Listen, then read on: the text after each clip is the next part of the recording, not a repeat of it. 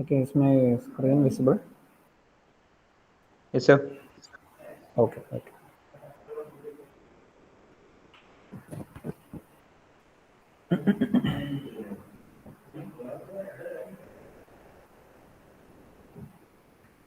So in the last class, we studied about uh, various mechanical related steering box assemblies. So various types we have discussed about four types basically, and after the four types, we understood that the ease for controlling that steering box was very high when compared to uh, the driver effort that is provided. So you have to give much effort for controlling the vehicle because of the load that is experienced at the steering box.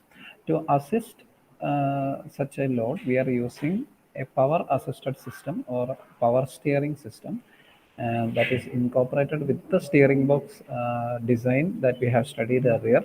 There are four type of gearbox is also employed in this situation, and also we are coupling a power assisted steering to that assembly. So this is one of the examples. So this is called an external direct coupled power assisted steering. So we are going to study three types of a power assisted system, and the first one is external direct coupled power assisted steering. So this is the diagram that is shown here, a schematic diagram. So when asked in a question paper, you have to draw this diagram.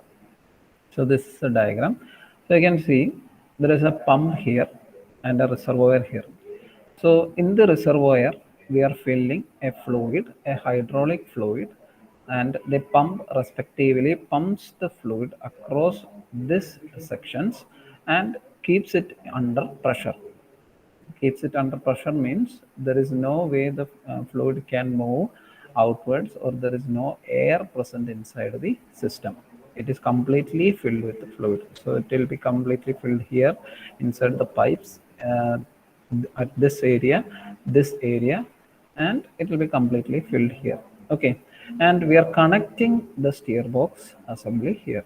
So this is our steer box drop arm, and here is our steering okay, here comes the steering wheel, so you are seeing how it is rotating here, and this is how the assembly is done.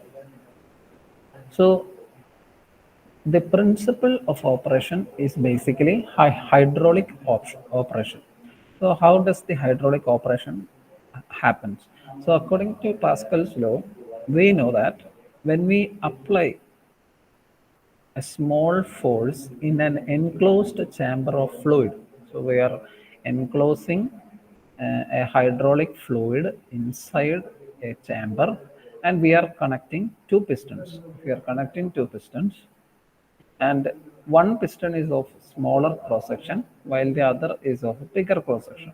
When we are providing such a design, if we push on the small piston, and we are providing only small work, so a small piston can provide only a smaller work when compared to a large piston. So when we are pressing the small piston, if say small piston is present here and a large piston is present here, we are pressing the small piston due to the hydraulic pressure inside the chamber. When we are pressing the small piston, this hydraulic chamber produces a force onto the larger piston, moving it upwards, and the force generated will be much greater than the force provided here. So that is the basic principle of a hydraulic system. So we know that hydraulic systems are used in nowadays, and these systems are used in various machines across the world, most commonly cranes, then lifters. Okay, and these all even JCB, you have seen JCBs and all. So these are heavy machineries, so they have to be operated with heavy loads, and to operate such a mechanism, we are using hydraulic system. So the hydraulic system, we are only providing a small force, and this force is then multiplied by the hydraulic fluid to carry out the specific operation. So that is how a hydraulic system happens. In the same way, here also we are using a hydraulic fluid, and this hydraulic fluid is working in the similar fashion.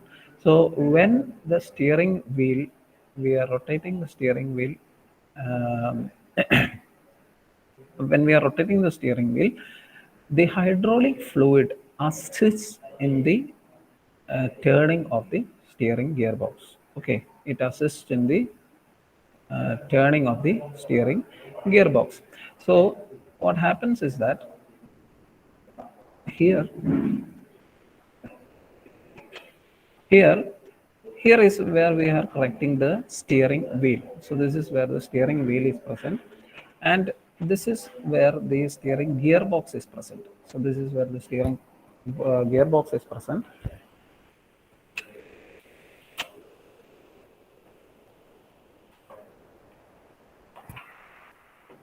Okay. So when we are turning, when the driver turns the steering wheel here, we are giving a rotational motion. And due to the couplings that we have studied earlier in the four conditions, this drop on will turn. Okay, it will turn accordingly to which position it has to go. So this piston here, there is a power piston. It is connected to the chassis. So what is the chassis? Chassis is nothing but the body work that is present underneath the car, wherein we are resting the engine, passenger seats, the body of the engine, etc. So the weight is concentrated on the chassis, and chassis is nothing but a platform to mount all these parts. So that is the chassis. It is the underneath of a car. If you look, you will see many solid beams and structures underneath the car, and that is the basic chassis. And we are connecting this piston in the chassis. Okay. Now, the drop arm, I have told you, moves in a translatory motion. So this assembly can move either this way or that way. Okay, it can move to the right, sorry, left or right. That is how it can be moved. So this is the tie rod, and this is another tie rod. So this is the Ackermann system. So you have known, if you know the Ackermann system, you know there are basically a 4-bar linkage mechanism, and this is that mechanism. Okay, you can see here, that is the mechanism here. Okay, when the drop arm moves, we are rotating the steering wheel, and we are when the drop arm moves, suppose if this is in the if it's turning in the left direction. So left direction, if it is turning, the tire here has to turn this way. Okay, it is turning in this way, and this tire has to move in this way. So that is how the mechanism should work. So this tire has to be extended outwards, and this will become the outer tire. This will become the inner tire. So this has to be extended outwards, and this has to be extended inwards. So that is how the tie rod moves. So this tie rod will move this direction. This tie rod will have to move this direction. So when we are rotating the steering wheel in this manner, the drop arm is rotated this way, and this assembly moves to this direction. So this pump has already pumped the hydraulic fluid inside this chamber. So it is completely filled inside this chamber, and once the steering gearbox moves this one, this piston will be moving into this direction. Because it is fixed here, this assembly only moves. The piston doesn't move, but this assembly moves to this direction. Okay, it assembly moves to this direction. So when it moves to that direction, the okay, when it moves to that direction, sorry, the steering gearbox moves in the opposite direction. This assembly moves in the opposite direction. So the thing is that this wheel has to be extended outwards. This wheel has to be extended outwards. For that, sufficient force should be provided here at this part rather than this part. So at here, the hydraulic pressure has to be applied for this tie rod to move outwards, and this to come inside. We are reducing the pressure here. Okay, we are reducing the pressure here, and how it is reduced is that there is a reservoir here. I have told you a reservoir here. So the fluid here can move to the reservoir. It can return to the reservoir. At this part, when the piston, this assembly moves to this direction, the fluid here is returned back to the reservoir, while uh, from the reservoir it is pumped back uh, into this cylinder for uh, for returning this piston to the original position. So when we have to keep it in the state direction, the pump has to supply the hydraulic fluid to this chamber here, thereby returning to its final position. So the fluid, when it is turning here, this fluid, the piston has to move to this direction. So this direction will have more pressure, and the hydraulic fluid is pushed back into the reservoir. Okay, and this pump will fill into the this chamber to compensate from the reservoir. To compensate the fluid from the reservoir, the fluid moves into the chamber. So then the vehicle turns. Okay, that is how the mechanism happens. And when the steering wheel is rotated in the opposite direction, the this assembly moves to this direction, and here the pressure builds up, and here the hydraulic fluid we have to supply it again. To keep this chamber completely full, we are providing such a mechanism. So the pump has to supply the or from the reservoir, the fluid has to be supplied to this chamber. So this chamber is always filled. Now, the control valve controls the amount of power that has to be transmitted. That is what is the purpose of control valve here. So we are providing a small force, and this force is controlled by the control valve, which controls the amount of hydraulic fluid or the force that has to be transmitted for sufficient turning of the wheels. So this is the mechanism of external direct coupled power assisted steering. So this is a complicated one. This is not, this was used before, but this is not used nowadays. And it is replaced by the coming techniques that I will be explaining later. So you can see. So this is how the mechanism is present. So here there is the control valve, and you can see the tie rods here. Okay, this is the tie rods here. So this is connected to the wheels. So basically this is extended and compressed inside. That is how the system moves, and this is the reservoir and pump. So the pump and a reservoir is a complete one assembly, and various lines. So you can see the lines here. One line to return the fluid and one to inject the fluid. That is how the line is present.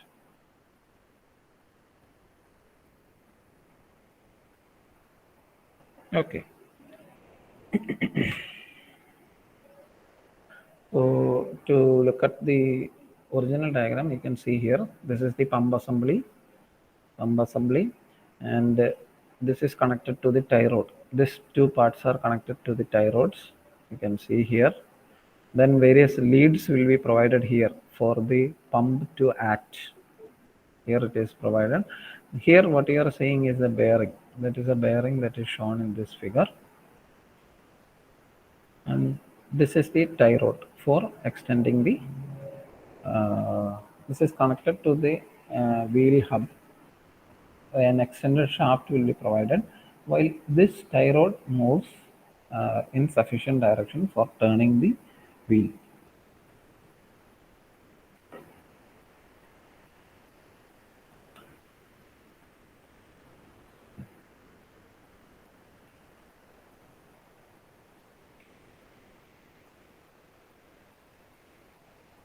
This is a detailed diagram of that. So this pump is not present below the uh, tire that is shown in this figure, but rather it is placed in the sideways underneath the chassis itself. So to view this, the pump is being shown. So pump has a reservoir on top. So pump and reservoir is one assembly, and you can see two lines going here. Two lines. This is our this is our drop arm that is shown here. So the steering wheel comes here. So this is the steering wheel where the driver sits. This is the steering wheel. Here comes the steering gearbox. Here comes the steering gearbox, and here comes the control valve. This is the control valve shown here. Control valve fed from. So the control valve controls the amount of fluid that has to go uh, into the drop arm to control the amount of which the wheels has to turn. So it is pivoted at this point. So moving this shaft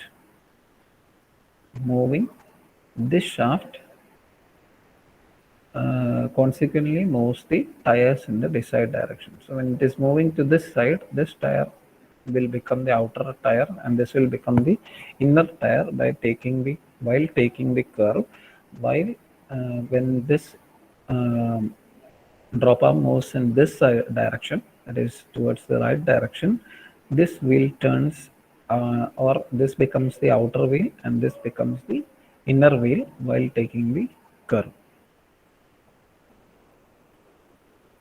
So basically, by using the system, what happens is that the provided steering effort is less than that required to overcome the preload of a reaction spring, and the valve remains central, and the fluid is permitted to circulate from the pump through the valve and back to the reservoir. So steering effort is basically less. So we are turning this, and this control valve controls the amount of fluid that has to reach each part to move this rod. So that is how the hydraulic system works. And what happens at that time is the fluid will be lost at one point and the fluid will be gained at one point. So the fluid is circulating through the whole system. So how it is circulated is that one part goes to the reservoir while the other part from the reservoir it is pumped back into the other side of the piston as we have shown in the previous figure. So you can see here one part moves to the reservoir, and from the reservoir one part moves from the pump to compensate for the other part.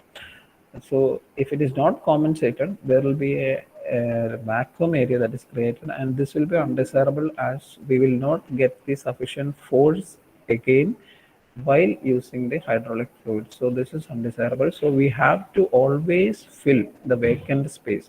So how much is the piston moves here? In the same way, it has to fill the how much fluid is lost here has to be filled in this chamber, so as to maintain the hydraulic system in filled with the fluid. So that is why circulation from the pump to the reservoir and back to the reservoir is done during this type of steering mechanism.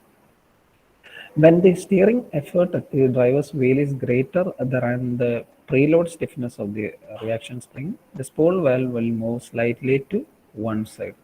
So once there is a, if we are getting, so during multiple operation, there is a chance of buildup of pressure inside this system. So there will be a buildup of pressure. If such a thing happens, there is another valve that is provided next to the control valve. It's called a spool valve, and this spool valve slightly uh, relieves this pressure by supplying a portion of the hydraulic fluid responsible for the pressure back to the reservoir. So that is how this spool valve works. It is slightly moving to one side and allowing a small portion of the fluid back into the reservoir so as to reduce the steering effort at the wheel. So we are incorporating this mechanism to reduce the steering effort. So if there is a buildup of pressure, we will experience much steering effort,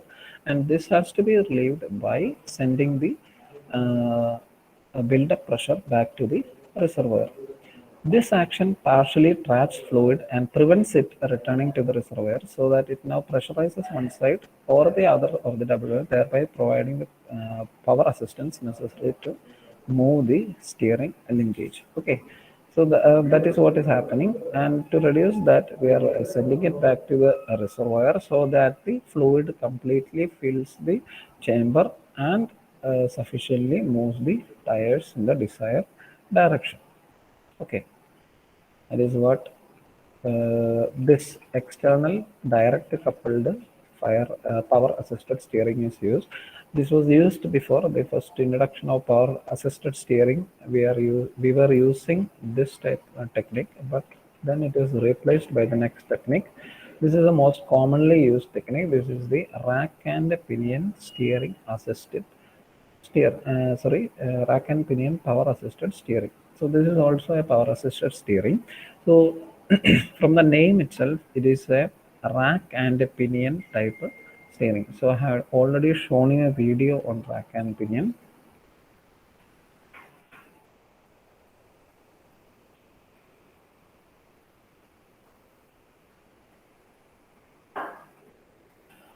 Okay, this is a rack and pinion example. This is the pinion and this is the rack. The same principle is happening here.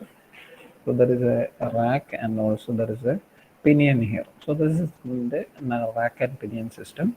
So we are incorporating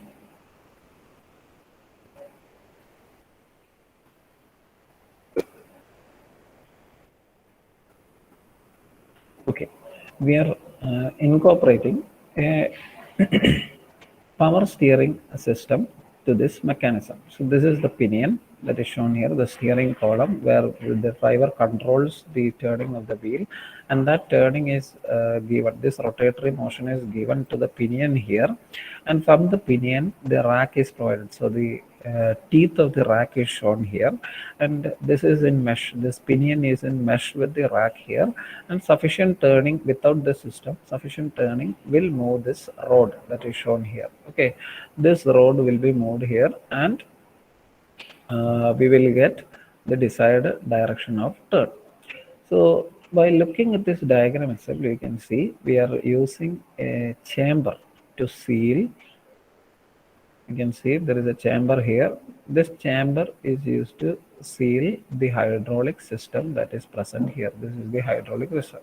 So there is the reservoir will be present somewhere, and also the pump. So the pump reservoir assembly is set up somewhere, and lines are provided from the pump reservoir assembly to these points that is shown here. Okay, and you can see hydraulic fluid is completely filled inside the system. So this is the hydraulic fluid that is shown in orange.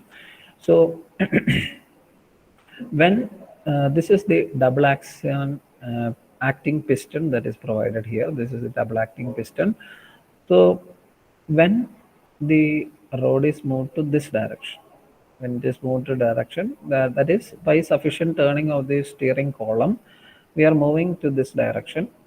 What happens, this chamber will become smaller in volume when compared to this.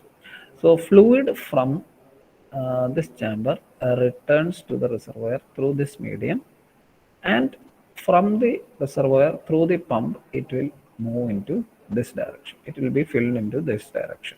Okay, in the same way, when this rod is moved into this direction, that is to the left direction, this wheel will become the outer wheel, and this wheel will become the inner wheel, okay, of the curve. And during that condition, this area inside the chamber will be becoming smaller and smaller, and this will become larger, and fluid from this chamber will move back to the reservoir as shown here, and from the pump it is pumped into the chamber here. So what happens is that this is facilitated by the rotation of the steering column. So you can see it is connected to the steering column itself. And when the steering column rotates, it closes one point and builds up pressure, while the other is open, and a large number of fluid can move into here. So that is what is happening. So if it is moving to the reservoir, one part is restricted to flow, and the flow is the buildup of pressure then forces the fluid to the reservoir, and this sufficiently turns the steering column due to the pressure generated here. So when the piston moves to this direction, there's a buildup of pressure of fluid here. This buildup of pressure fluid forces the fluid into the steering column, and this gives additional force to the pinion. It gives, due to the pressure generated, it gives additional force, rotating it into more motion than what we are giving here. So it is kept as a two component. One is the steering column and another is the pinion. So the pinion rotation is basically based on the hydraulic fluid. So this buildup of pressure forces the pinion to rotate much more degree than which we are giving at the steering wheel, thereby rotating the pinion, and the fluid is transferred to the reservoir, and the fluid that at the reservoir gets filled up, and it is then pumped by the pump back into the uh, back into this chamber to fill this chamber. That is the only purpose of pump. It has to fill it. Okay, it is a pump reservoir assembly. So when the rod is turning to this direction, that is when this wheel becomes the outer wheel and this becomes the inner wheel, the fluid naturally moves to this direction. Okay, the fluid moves here and the fluid comes into this chamber. That is how it is done. And at that time, here it will go to the reservoir, and this will come from the pump. So it is a pump reservoir assembly. That is why the both are coupled and provided in such a manner.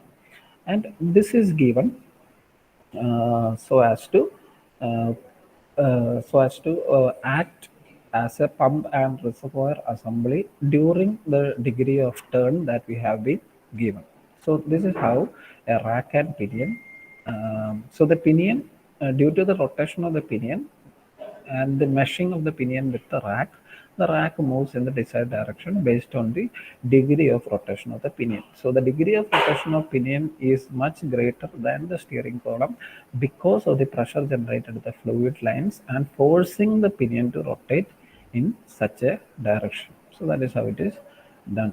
So this is the schematic diagram of the system, and you have to draw this schematic diagram when asked.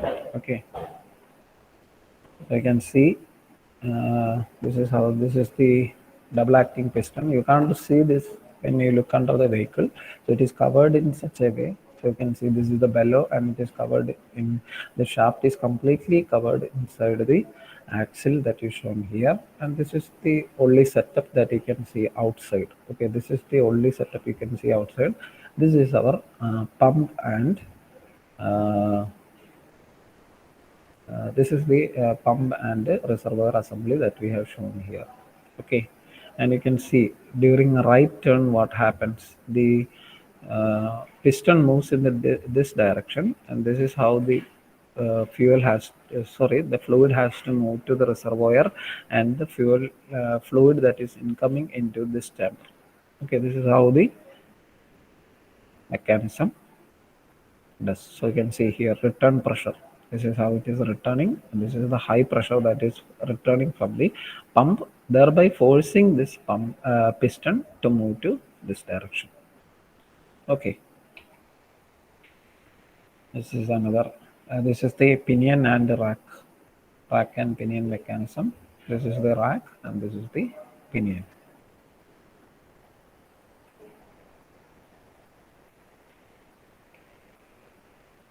I can say the assembly that is here. So the reservoir pump assembly will be kept here, and sometimes these are provided at different points. So this is here the pump is operated from the engine power itself. So the engine power is used to run the pump here with the belt mechanism that is shown here, and then it is applied back to the system as shown here.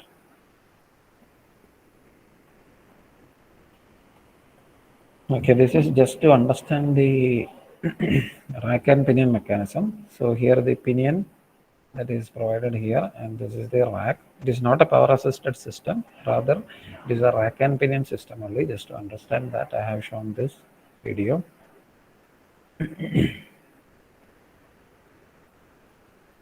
Okay, the last power system is the integral power assisted system. So this integral power assisted system is actually this one. Okay, this is the integral power assisted system. So in rack and pinion also we are providing power to the pinion also. Okay, we are providing power to the pinion also instead of the piston. But here we are only providing power to the piston itself. We are not providing it to the pinion.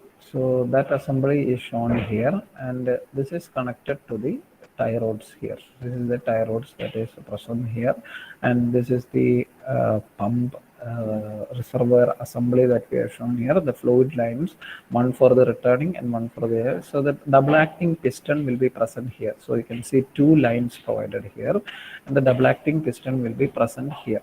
Okay, and it consists of a hydraulic pump assembly and a steering gear assembly connected by means of a hose. So that is only present inside this system, and it is basically like this. It is consisting of a worm nut. So we have the steering wheel. Okay, we have the steering wheel worm here, and it is sufficiently turns the nut. And here this cross shaft is connected to the piston that we have provided in the system. So this mechanical part that we have seen earlier in the worm recirculating ball worm and nut system. So under that system, we know that there will be balls provided here at the grooves of the worms, and due to the rotation of the steering wheel, this balls is responsible, since it is in mesh with the teeth of the nut. This will be responsible for moving the nut in the desired direction, and but during that, this cross shaft, or it's called the sector, moves and acts the pistons accordingly. It acts the piston accordingly under this system, and this piston then moves in sufficient direction for moving the tie rod. So this is another system that is used in the. So here there is the pressure and the return valve. You can see here. Okay, this is the pressure and return valve. So in exams you have to draw this diagram when asked upon a integral power assisted steering system. So this is how it is present here. So the pressure in the type of rotation shown here, the pressure is experienced at this point and return happens here. And in the opposite direction, of course, there will be pressure here and return here. Okay, that is how it is working here. So the lines come out through this point. Okay, and you can see how the fluid has been filling here. And this is the system, integral power assisted steering system, how it looks here. So here the pump is connected to the engine. That is why there is a belt here shown here. Pump is operated by the engine itself. So the pump operates when it will be coupled to the engine when it has to operate. And this is our power steering gear or our reservoir, and this is then connected to the tie rod that is shown here. Okay, this is the tie rod. Okay,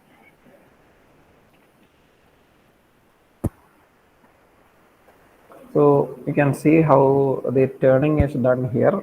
The ball nut, this is during the left turn. So during the left turn, the pressure build up. This is high pressure, and here the return pressure takes place. This is the return pressure in the same diagram that we have seen there. So here is how the pressure obtains, and then during left turn, what happens is that the wheel here becomes the inner wheel, and this is the outer wheel, and pressure has to be provided to this direction. So you can see the fluid has to move in this direction to push this wheel outwards, and this pressure has to move into this direction to incline this wheel to this direction. So that is how it is done here, and the opposite happens here.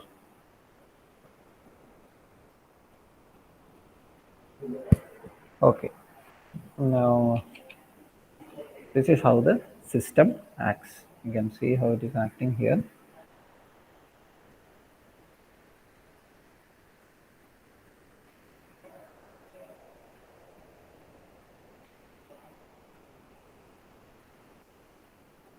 Okay, so that is the end of the third module, and we will start the next module in the next class.